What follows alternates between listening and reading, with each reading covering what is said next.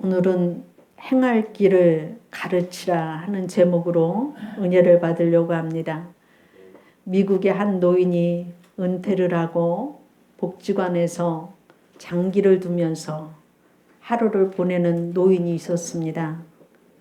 어느 날 장기 상대가 없어서 혼자 앉아 있는데 지나가던 젊은 복지사가 할아버지 그렇게 앉아 있느니 차라리 그림을 하나 그려보세요. 그것도 괜찮을 것 같아요. 그러니까 노인이 내 그림을 내가 붓을 잡아본 적도 없는데 그러니까 복지사가 그거야 뭐 배우면 되죠. 그래서 그 노인은 내가 지금 이 나이에 이걸 시작해도 될까? 그 할아버지 나이는 76의 나이였는데 그림을 배우려고 76에 붓을 잡기 시작을 했습니다. 그가 20년간 작품 활동을 하면서 이름을 날렸고 101살에 22번의 전시회를 했고 101살에 그림계에서 은퇴를 하고 103살에 행복한 삶을 마감을 했습니다. 이 사람이 미국의 국민 화가인 샤갈이라고 불릴 정도가 되었고 또 존경을 받는 해리 리버만의 얘기입니다. 우리는 무슨 일이 있으면 또 나의 삶이 이제는 끝이 났다 이런 생각을 하기가 쉬워요. 요즘같이 어려운 시대에 젊은 청년들의 입에서 무슨 말을 나오느냐면 이번 생애는 폭망했다 이런 소리가 많이 나와요. 어려우니까. 그런데 우리는 어려운 시절에 영웅의 난세가 난다. 난세의 시절에 영웅이 난다 그러잖아요. 어려운 시절을 잘 준비하면 무엇이든지 시작하면 할 수 있어요. 어려운 시절을 준비하면 우리가 새로운 세대에 들어갈 수 있다고 하는 얘기예요. 그래서 우리가 하나님께서 주시는 무슨 일이든지 가슴 설레는 일, 또 가슴 뛰는 일, 그러한 일이 있으면 참 좋겠다. 그래서 다시 믿음이 회복되어졌으면 좋겠다 하는 제목으로 이제 마땅히 행할 길을 자녀들에게 가르쳐라 이러한 설교 제목을 잡았습니다. 우리가 새롭게 시작해야 할 일은 우리가 평소에 하던 일 중에서도 얼마든지 새롭게 할 수 있다고 하는 사실이에요. 뭐냐면 여러분들 자녀를 잘 키웠죠. 그리고 앞으로 우리의 젊은 세대들은 자녀들을 또 키워나갈 줄로 믿습니다. 그래서 우리가 새롭게 시작해야 할 일은 오늘 잠언 말씀대로 아이들에게 행할 길을 가르쳐서 은총을 받게 하라 이러한 제목이에요. 오늘 말씀이. 그래서 우리의 자녀들에게 신앙을 가지는 것을 최고의 가치를 갖게 해주는 것이 새로운 일이라고 하는 사실이에요. 우리 가족이 복되려고 한다면 지식과 지혜와 명철이 있어야 돼요.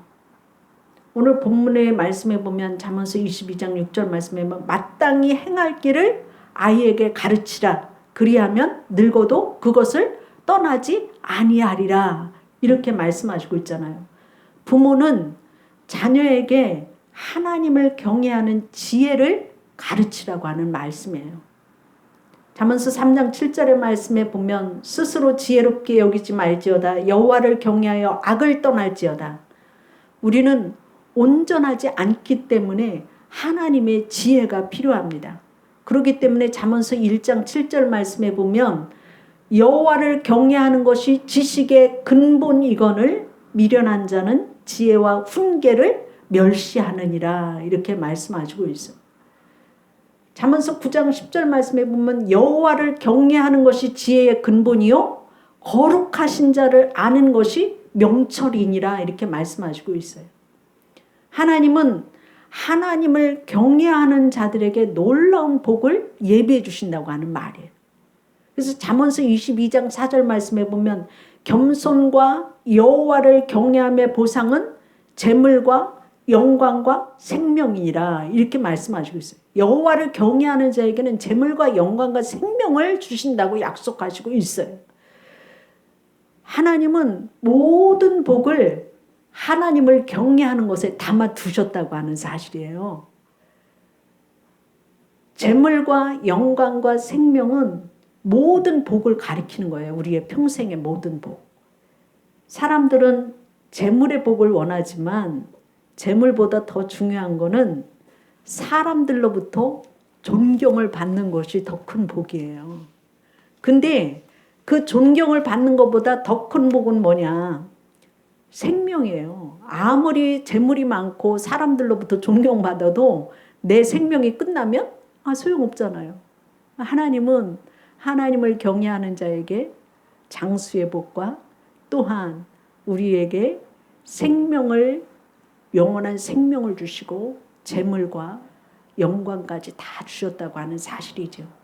그래서 하나님 말씀을 마음에 새기고 말씀을 따라 사는 모범을 통해서 하나님을 경외하는 법을 자녀들에게 가르치시기를 바랍니다. 예배의 모범을 보이시기를 바랍니다. 말씀을 청종하고 순종하는 일에 모범을 보이시기를 바랍니다. 교회는 영혼의 양식을 먹이는 것이고 상처 입은 영혼이 치유받는 곳이에요. 아브라함은 이삭에게 하나님을 경외하는 모범을 보였어요. 하나님께서 아들 이삭을 번제로 드리라고 그랬을 때에 아브라함은 모리아 산에 자기 아들을 데리고 번제를 드리러 가잖아요. 그리고 나서 번제를 드렸어요. 그랬을 때에 하나님께서 그 아브라함이 번제를 드리려고 칼을 들었을 때에 아브라함아, 내 아들 이삭을 죽이지 마라. 네가 나를 경외하는 줄을 내가 알았다. 이렇게 말씀하시고 있잖아요. 하나님은 행동을 달아보시는 하나님이에요. 내가 입술로 믿음 좋은 것 같이 얘기하지만 내 행동이 변하지 않으면 소용이 없어요. 아브라함이 하나님께 복을 받은 이유는 하나님 앞에 그 아들 이삭을 드려라 그랬을 때에 지체하지 않고 아들 이삭을 드렸던 것을 볼 수가 있어요. 하나님을 경외한다고 하는 것은 순종에 있고 드림도 순종에 있는 거예요. 하나님은 하나님을 경외하는 아브라함에게 복을 주셨는데 창세기서 22장 18절 말씀에 내 씨로 말미암아 천하 만민이 복을 받으리라 이렇게 말씀하시고 있어요. 아브라함에게 천하 만민의 복을 이렇게 주셨는데 진주의 왕인 흑진주가 있어요. 근데 흑진주를 처음 발견한 그 사람이 너무 아름다운데 세상에 알려지지 않으니까 이게 보석상에 가서 보석을 이제 흑진주를 내놓아도 값이 없는 거예요. 알아주지를 않으니까, 사람들이 알아주지를 않으니까. 그래서 이 이태리 보석상은 살바도르 아사엘이라고 하는 그 사람이 흑진주 사업에 뛰어들었다가 망하게 됐어요. 아무도 알아주지를 않으니까. 그래서 이 사람이 보석상인 윈스턴과 계약을 합니다. 다이아몬드 판매상 거래의 그 진열대에 최고로 높은 가격으로 흑진주를 진열을 하고 그 영롱한 목걸이를 이제 흑진주로 만들어서 그 미국의 최고의 잡지인 그 고급 잡지에 실었을 때에 뉴욕의 그 사교계인 영화 배우들이 그 스타들이 그 흑진주 목걸이를 보고서 그거를 사기 위해서 난리가 난 거예요. 그래서 이 흑진주의 그 진가를 알아본 그 모든 그 뉴욕의 그 패션 스타일이나 그 연예인들이 흑진주를 이렇게 사기 시작함으로 인하여서 그 흑진주 값이 최고가를 이렇게 호가하는 이러한 일이 일어났어요. 나는 이것을 보면서 우리의 자녀들이 하나님을 최고로 섬기고 복음의 가치를 최고로 여기고 살았으면 좋겠다. 이런 생각을 했어요. 왜냐하면 하나님 안에 모든 복이 있기 때문이라고 하는 사실이죠. 하나님을 경외하는 거에 모든 복이 담겨져 있고 그 말씀대로 순종하여 살아가면 모든 복이 있기 때문이라고 하는 사실이에요. 그래서 우리가 여호와를 경외하는 이것은 아브라함의 그 믿음, 이삭을 드리라고 드렸을 때 그 순종, 그 순종을 통하여서 하나님이 천하 만민에게 복을 주는 이러한 복을 우리 자녀들이 내가 이런 복을 받아서 줄 수 있는 삶이 되기를 주의 이름으로 축원합니다. 또 우리의 자녀들이 하나님을 경외하면은 잠언서 3장 5절 6절 말씀에 보면 범사에 하나님을 인정하는 삶을 살아가게끔 해라. 그래서 너는 마음을 다하여 여호와를 신뢰하고 내 명철을 의지하지 말라. 너는 범사에 그를 인정하라. 그리하면 내 길을 지도하시리라. 이렇게 말씀하시고 있습니다. 그래서 모든 일이 하나님을 인정하는 법을 가르치면 하나님의 자녀들을 하나님이 인도하실 줄로 믿습니다. 마지막으로 하나님과 사람들에게 은총을 입는 지혜를 가르치기를 바랍니다. 누가복음 2장 52절 말씀에 보면 예수님은 지혜와 키가 자라가며 하나님과 사람에게 더욱 사랑스러워 가시더라. 이렇게 말씀하시고 있어요. 어떻게 하면 하나님과 사람에게 더욱 사랑스러워 갈까요? 성품이 인자해야 돼요. 잠언서 3장 3절 말씀에 보면 인자와 진리가 내게서 떠나지 말게 하고 그것을 내 목에 매며 내 마음판에 새기라. 이렇게 말씀하시고 있어요. 인자라고 하는 건 뭐냐면은 친절한 마음, 인내하는 마음, 자비로스러운 마음, 긍휼히 여기는 마음입니다. 따뜻한 사랑을 말하는 거죠. 친절한 사랑, 위로하는 사랑, 허물을 덮어주는 사랑이에요. 인자를 통해서 덕을 쌓는 거예요. 우리가 예수 믿는 사람들이 덕을 많이 쌓아야 돼요. 근데 오늘날의 우리들이 너무 똑똑해서 이게 좀 덕스럽지 못한 때가 많이 있거든요. 그래서 우리 성도들은 적어도 우리 예직교회 성도들은 덕을 많이 쌓는 삶이 되기를 주의 이름으로 축원합니다. 인자와 함께 진리가 있어야 돼요. 진실과 정직이 있어야 된다고 하는 말이죠. 진리는 잘못된 것을 바로 잡아주는 것이 진실이에요. 그래서 진실한 성품은 정직이고 정결한 사랑을 말하는 거예요. 그래서 필요할 때는 책망을 하고 경계하고 경고해주는 사랑을 말합니다.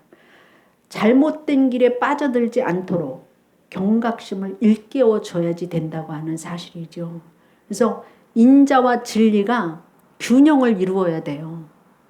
그래서 여러분 칭찬과 책망이 반드시 필요해요. 그렇죠? 자녀들을 키울 때 잘못된 길을 가면은 책망하잖아요. 그죠? 그거를 바로 잡아주기 위해서 책망을 하고 거기에다가 하나님의 성품인 인자와 진리를 같이 해서 균형을 이루어줘야 되는데 이게 참 어려워요. 그죠? 저도 성도들을 이렇게 치료할 때 보면 책망을 할 일이 분명히 있어도 책망을 마음대로 못할 때가 있어요. 왜냐하면 잘못된 길로 더 빠질까 봐. 부모의 마음이 그럴 수도 있잖아요. 그래서 그걸 잘 이렇게 품었다가 기도하고 난 후에 칭찬을 90% 하시고 책망을 10% 하시기를 바랍니다. 성경 전체가 위로의 말씀이고 칭찬이 90%예요. 책망은 10%예요. 이걸 우리의 삶에 잘 자녀들을 키울 때 사람들 하나님과 사람들한테 은총을 입게 하는 그러한 것에 우리에게 잠언서에 말씀하신 거예요. 그래서 데살로니가전서 2장 11절 말씀에 보면 너희도 아는 바와 같이 우리가 너희 각 사람에게 아버지가 자기 자녀에게 하듯 권면하고 의로하고 경계하노니 이렇게 말씀하시고 있어요. 그래서 권면도 잘해야지 그게 권면이지 잘못하면 욕으로 될 수도 있어요. 그래서 여러분 지혜로운 삶이라고 하는 것은 지혜라고 하는 것이 권면도 잘해야 되고 위로도 잘해야 될 줄로 믿습니다. 칭찬도 잘하시기를 바랍니다. 네, 인자와 진리가 겸비될 때에 하나님과 사람 앞에서 은총과 또 귀중히 여김을 받는 그러한 자녀들로 키워서 여러분의 가정이 복되기를 주의 이름으로 축원합니다. 진실한 성품을 통해서 신뢰를 얻게 되는 거예요.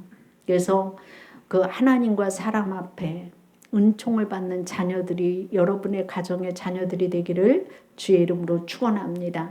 두 번째로 보면 우리가 사랑하고 용서하는 삶이 되도록 가르치시기를 주의 이름으로 축원합니다. 신안군 임자도에 임자 진리교회가 있는데 이 교회는 문준경 전도사님이 처음 세운 교회예요. 근데 그 교회 세울 때 마을 유지를 전도를 했는데 이판일 이판성 형제인데 이분들이 술을 많이 마셨어요. 그런데 그분들이 술을 많이 마셨지만 예수님을 믿고 나서 생활이 바뀌어지면서 그 교회의 장로님들이 되신 거예요.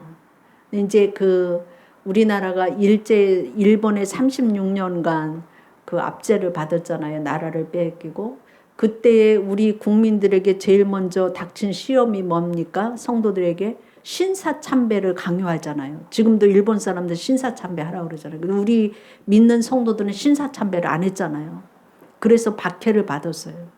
그때에 순교한 사람들도 많이 있지요. 그리고 우리나라가 6.25 동란을 겪으면서 공산당이 쳐들어오기 시작을 하면서 신앙생활을 제대로 못하게 했잖아요. 공산사회는 지금 신앙생활을 못하게 하잖아요. 예수 믿기를 못하잖아요.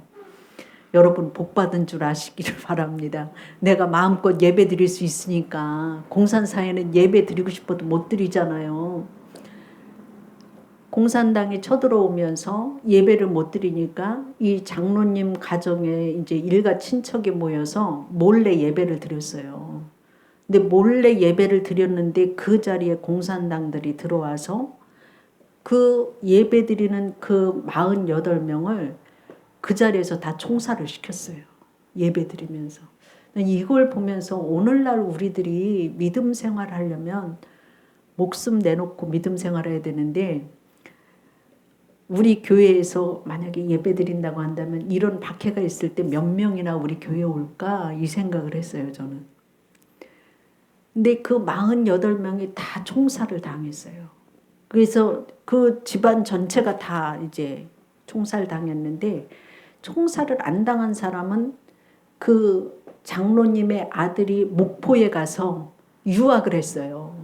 그래서 그 아들 이인재라고 하는 그 아들만 목포에 가서 공부를 하고 있었기 때문에 총살을 당하지 않았기 때문에 이제 그 집안이 멸문이 되었는데 이후에 공산당이 물러가고 이제 수복이 되면서 그 수복된 그것에서 이제 그 공산당 그 사람 죽이는 일에 가담했던 사람들을 색출을 한 거예요. 그래서 이 인재라고 하는 이 청년이 이렇게 집에 들어오니까 다 그렇게 죽고 그래서 그 48명 죽일 때 앞장섰던 사람들 색출해갖고 이제 그 청년한테 당신 가족들을 다 죽였으니까 그 색출한 사람들 총으로 쏘라고 총을 줬어요. 그래서 이인재라고 하는 그 아들이 총을 진짜로 겨눠서 그 자기 가족 다 죽인 그 사람들한테 이제 죽여도 괜찮다고 하는 그런 허락 받고서 이제 총을 쏘려고 겨눴어요. 그런데 하늘로부터 큰 음성이 들리는 거였어요. 그게 뭐냐면은 용서해라. 근데 그 용서하라고 하는 그 소리가 누구의 소리로 들렸느냐면 아버지가 그 교회 장로님이죠. 아버지가 용서해라 하는 그 음성으로 이 청년한테 또렷하게 들려준 거예요.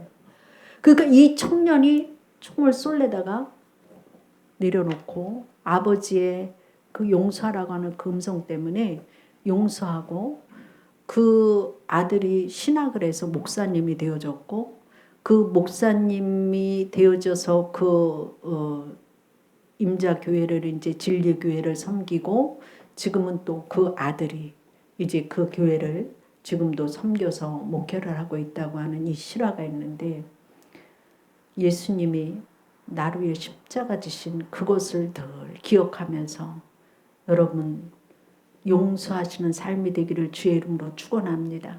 이게 바로 믿는 성도들의 삶이에요. 사랑하는 삶이 되기를 주의 이름으로 축원합니다.